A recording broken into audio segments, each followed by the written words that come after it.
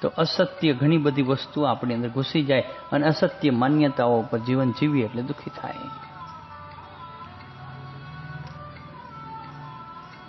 શારીરિક શ્રમ ન કરો તો અનેક અસાધ્ય રોગો ઉત્પન્ન થઈ જાય. મોટાપો વધે, તણાવ વધે, ટેન્શન વધે, હાઈપર ટેન્શન વધે.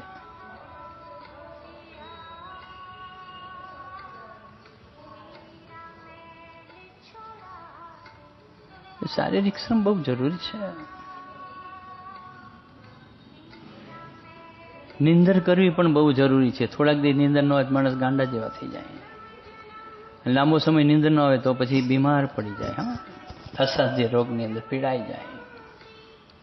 એનાથી બચવું જરૂરી છે.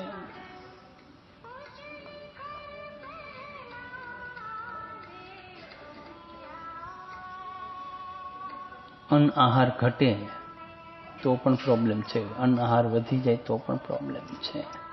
તો ભૂખ લાગે એટલું જમવાનું છે, બિનજરૂરી નથી ખાવાનું.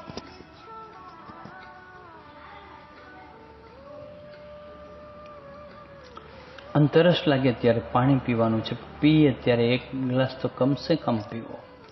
આખો દિવસમાં 8 થી 10 ગ્લાસ 15 ગ્લાસ થઈ જાય તો બહુ સારી વાત છે. પાણીનું કન્ઝપ્શન હોવું જરૂરી છે, કારણ કે 70% પાણીનો ભાગ શરીરમાં છે. 70.75%.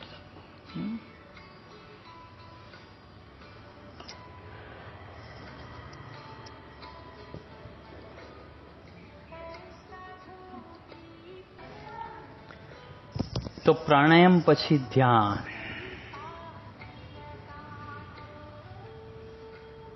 ધ્યાનની અંદર સર્વપ્રથમ પોતાના પરમાત્માને, ઈષ્ટ દેવતાને યાદ કરી લેવાના.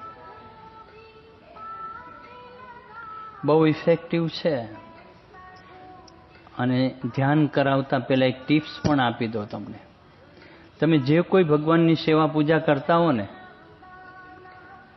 એની સામે 10 મિનિટ બેસીને અનુલોમ વિલોમ પ્રાણાયામ કે કપાલભાતિ પ્રાણાયામ કરી લેજો અને પછી આખો દિવસ જોઈજો કેવો જાય છે. ભગવાનની પૂર્ણ કૃપા ઉતરી જશે, ગેરંટી આપીને કહું છું. અમારો પોતાનો અનુભવ છે. અને કેટલાયને આ ટિપ્સ આપ્યા પછી એ લોકોને બહુ મજા આવી ગઈ કે પૂજા કરતા કરતા કે પૂજા કર્યા પછી 10 મિનિટ પ્રાણાયામ કરી છે એટલે તેમ જાણે છે કે જાણે સ્વર્ગ ઉતરી આવ્યું હોય. એટલો બધો અનેરો આનંદ, અનેરી શાંતિ, અનેરું સુખ મળે છે. પણ મંદિરની સામે બેઠા બેઠા જો ભગવાનને કહેવાનું કે હવે તું કરવા માંડ, હું કરું છું. અને એ કરે જ આપણી હારે, હકીકતમાં કરે, 100% કરે. કારણ કે એનાથી આખું જગત ચાલે છે ને, આનાથી જ આખું જગત ચલાવે છે. આ એનું મુખ્ય સાધન છે. અને એના આપેલા સાધનનો તમે ઉપયોગ કરો ને એટલે બહુ ખુશ થઈ જાય. તમારી પાસે 2 સાધનો એના આપેલા છે. એક આ તમારું શરીર અને એક આ તમારો પ્રાણવાયુ. આ 2 તમને પરમાત્માની ગિફ્ટ છે. અને ત્રીજી ગિફ્ટ છે સમય, જે તમને સમય આપ્યો છે પરમાત્માએ.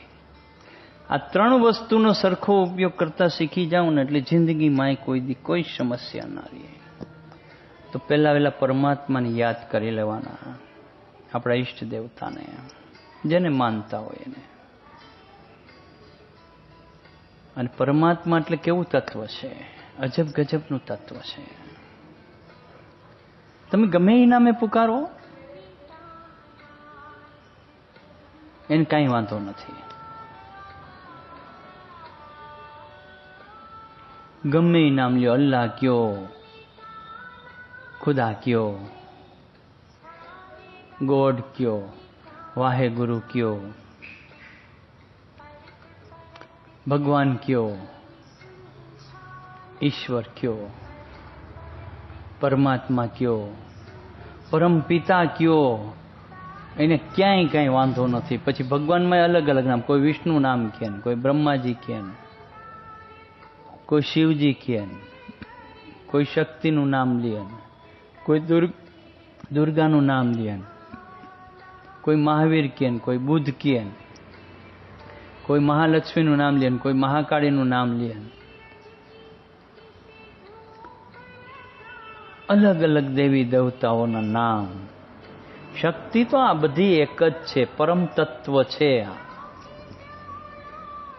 મેં ને તમે સગવડતા માટે ભેદભાવ ભરેલા નામો રાખ્યા છે કે આ મારા ભગવાન છે, આ તારા ભગવાન છે, આ મારું તારું અહીંયા કંઈ નથી. શ્વાસ તમારો અને મારો બધાનો આખા જગતનો એક જ છે. અને જો શ્વાસ બધાનો એક જ હોય તો બધાનો ભગવાન એક જ હોય. કારણ કે વૈષ્ણવોને કંઈ કૃષ્ણ ભગવાન શ્વાસ નથી મોકલતા,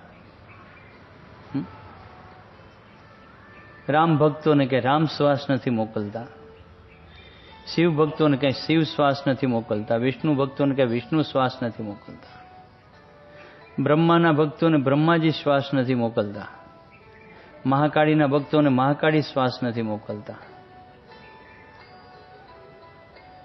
પરમ તત્વ એક જ છે. પછી એનું તમે ગમે એ નામ લ્યો, ખોડિયાર કયો તો ભલે, દુર્ગા કયો તો ભલે, ચંડી કયો તો ભલે, ચામુંડા કયો તો ભલે, મહાકાળી કયો તો ભલે. એક જ તત્વમાંથી આ બધો પ્રાણવાયુ મને તમને મળે છે.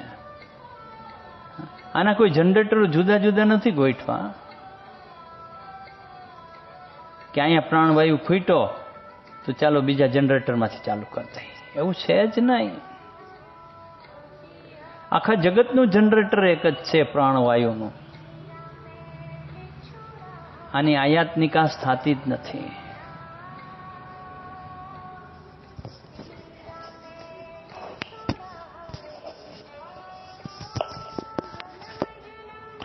આ આયાત નિકાસ વગરનું કામ છે આનું. કારણ કે ચારે ઓર ઉપલબ્ધ છે. પાણીની અંદર માછલીને પણ પ્રાણવાયુ મળે છે, એ અલગ વાત છે કે હું ને તમે પાણીની અંદર શ્વાસ નથી લઈ શકતા, માછલી લઈ શકે છે. પણ અનેક જાતના જીવજંતુઓ તો એવા છે કે પાણીની બારે જીવી શકે ને પાણીની અંદર જીવી શકે. કાચબો છે એ પાણીની અંદર જીવે ને પાણીની બારે જીવે. એને એવું જરૂરી નહીં કે પાણીની અંદર જ રહેવું પડે, અને એને એવું જરૂરી નહીં કે પાણીની બહાર જ રહેવું પડે. અમુક જાતના સર્પ આવે છે પાણીની અંદર જ રહે છે.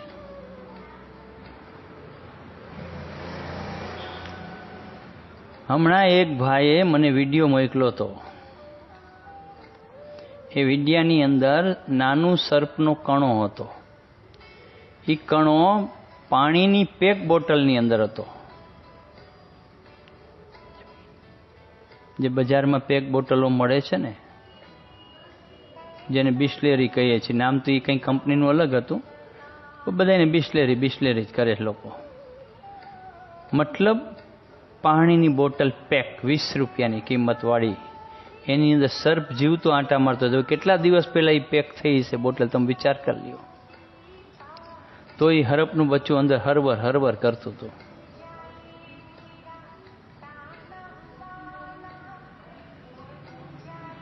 તો આખા જગતને જે પ્રાણવાયુ પૂરો પાડે છે એ પરમાત્મા. અને પ્રાણવાયુ જે પૂરો પાડે છે ને એ પરમાત્માનું કોઈ અનુચર નથી, ખુદ પરમાત્મા છે. પ્રાણવાયુ એ પરમાત્માનો અનુચર છે, પણ પરમાત્મા જેટલી શક્તિઓ ધરાવે છે.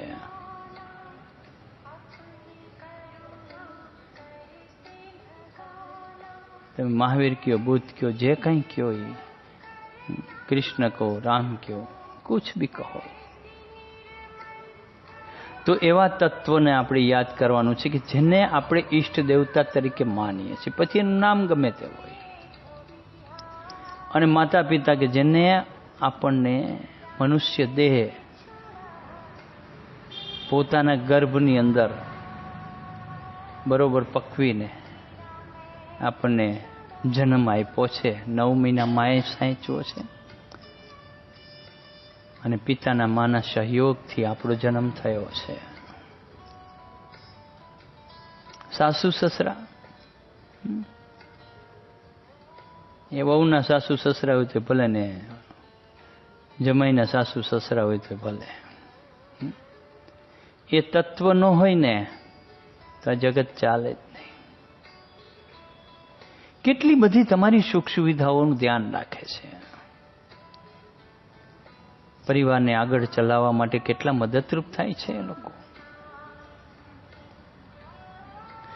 સાચા સંસારની પ્રાપ્તિ કરવા માટેમાં કેટલા એ લોકોનો સહયોગ છે, માતા પિતાનો અને સાસુ સસરાનો, અને પછી ગુરુ.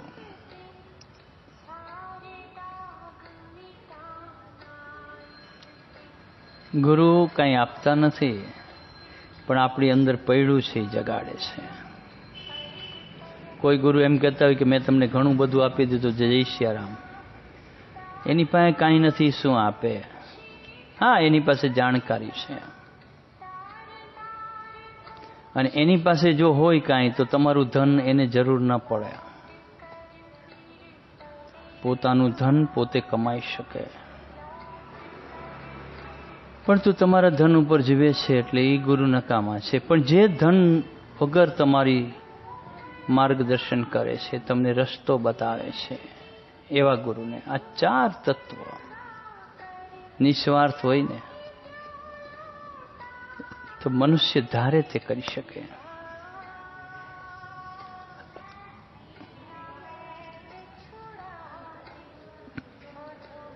અને આપણને તો સરસ મજાનો મોકો પરમાત્માએ આપી દીધો છે. આપણે યોગના શરણે પહોંચી ગયા છીએ.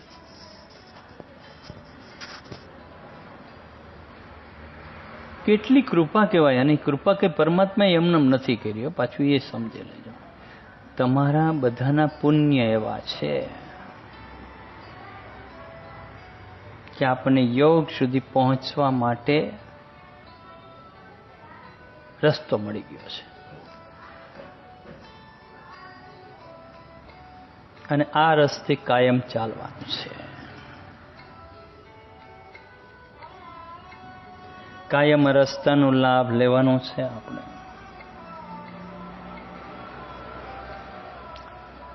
જીવનભર નહીં, જીવન પર્યત પણ, આવતા જન્મમાં પણ આનો ઉપયોગ કરવાનો છે.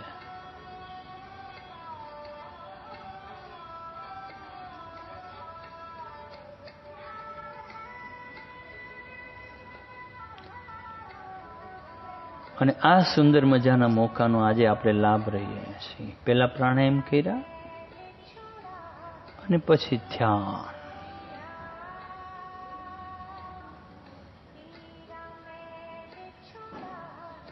શ્વાસન તંત્રનો અલગ અલગ પ્રકારે ઉપયોગ કરો ને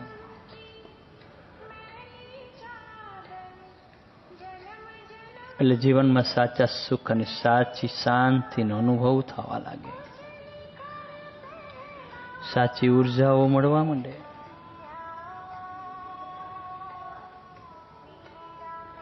તન અને મન તંદુરસ્ત થવા લાગે.